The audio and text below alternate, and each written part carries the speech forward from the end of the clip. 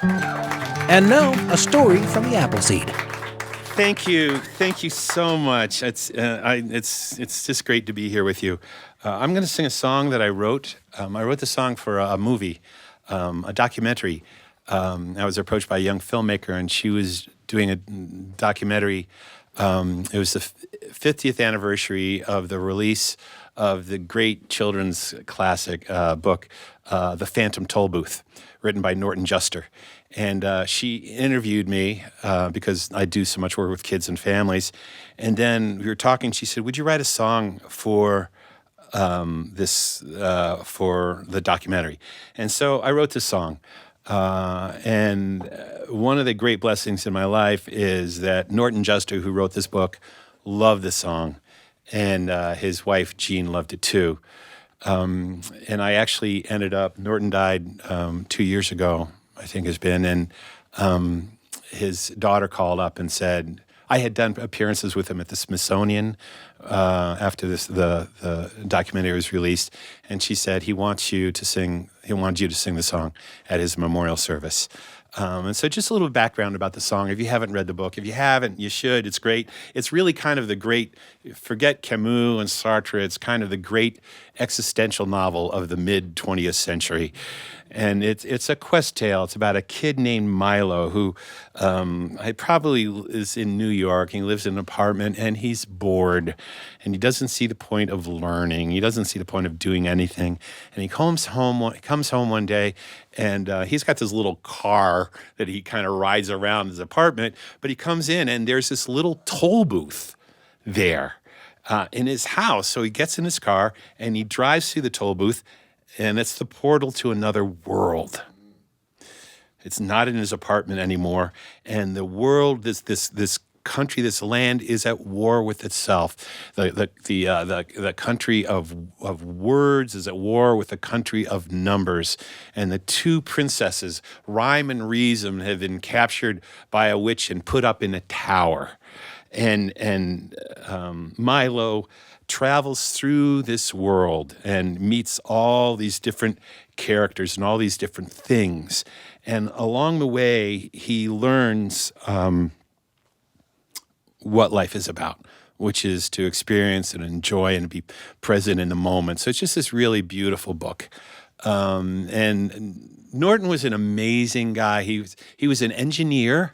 He was a civil engineer, but he had this idea for this book, and he was supposed to be writing a book on city planning, and instead he wrote this children's book. And at first, someone said, "You'll never get this book published," but he did get the book published, and it's one of the great children's books.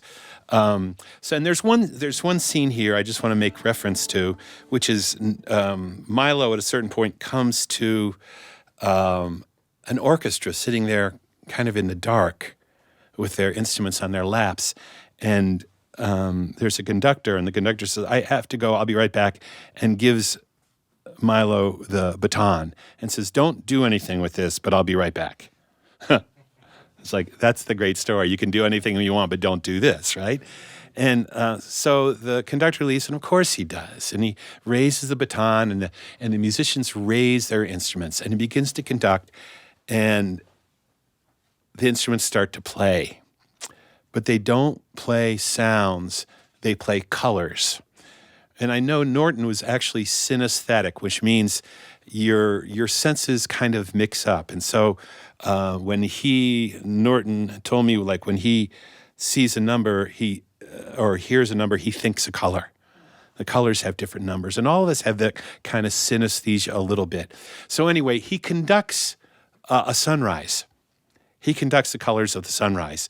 And it's a little bit like the Sorcerer's Apprentice. He doesn't really know what to do, so it's a little bit chaotic. But I just always thought that was a beautiful scene. And so that scene is in this too. So this is called Milo's Tune.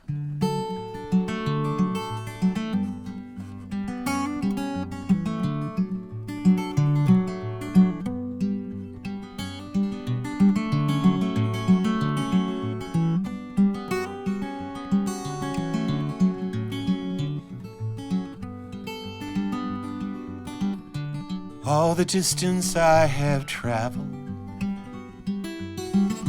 all the miles along the road,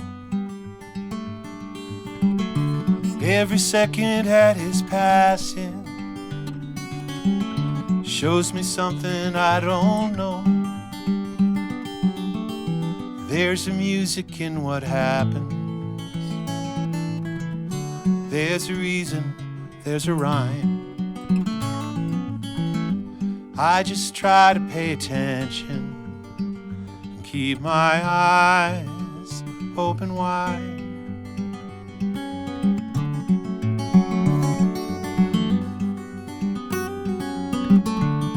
How long had I been drifting? How long had I been asleep?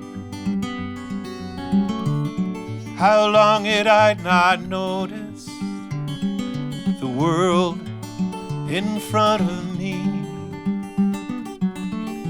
There's a music in what happened.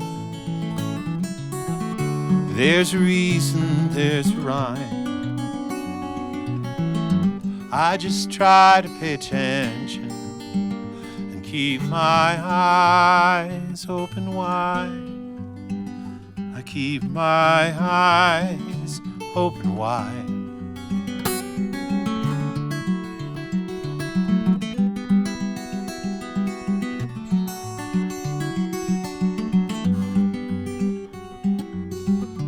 There are words and there are numbers.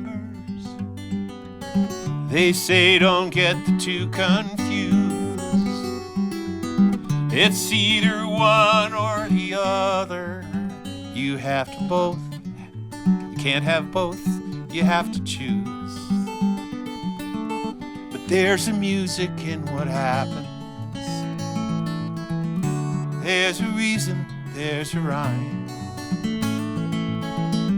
I just try to pay attention and I keep my eyes open wide, and I keep my heart open wide. I have stood there in the darkness at the very edge of night.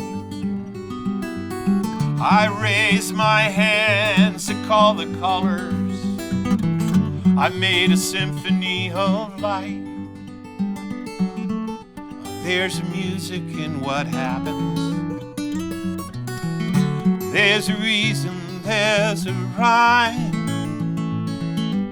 I just try to pay attention and I keep my heart open wide.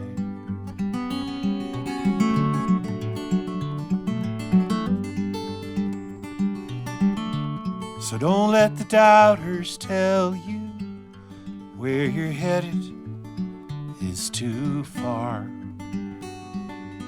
The best way to get to where you're going is to be right where you are.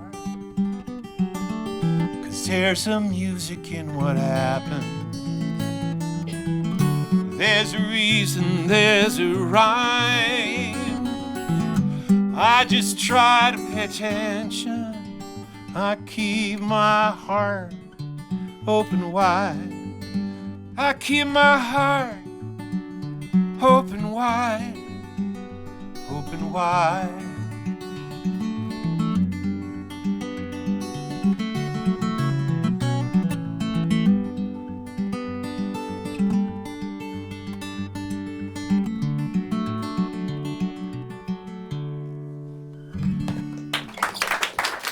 Thank you.